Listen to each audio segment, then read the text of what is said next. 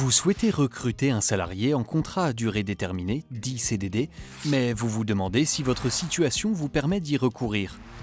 De façon générale, le contrat à durée indéterminée, dit CDI, est le mode classique de recrutement.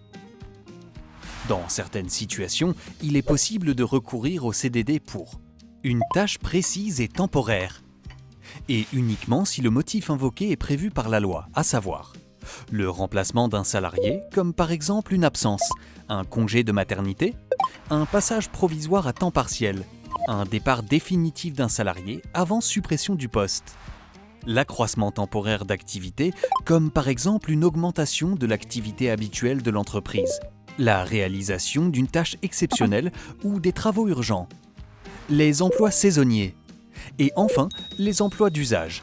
Il s'agit dans ce cas de secteurs pour lesquels il est courant de recourir au CDD, comme par exemple l'hôtellerie et la restauration, ou le bâtiment et travaux publics pour les chantiers à l'étranger.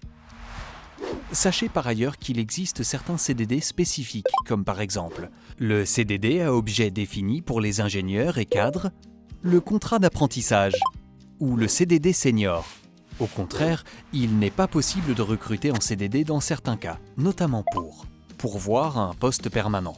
Dans ce cas, un CDI doit être conclu. Remplacer un salarié gréviste.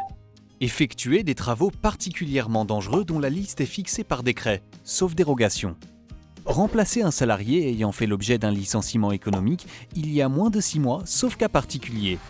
Attention, si vous ne respectez pas les règles applicables au CDD, comme par exemple l'absence de motif ou de limitation de durée, vous vous exposez à des sanctions civiles, requalification en CDI ou indemnisation du salarié, voire des sanctions pénales.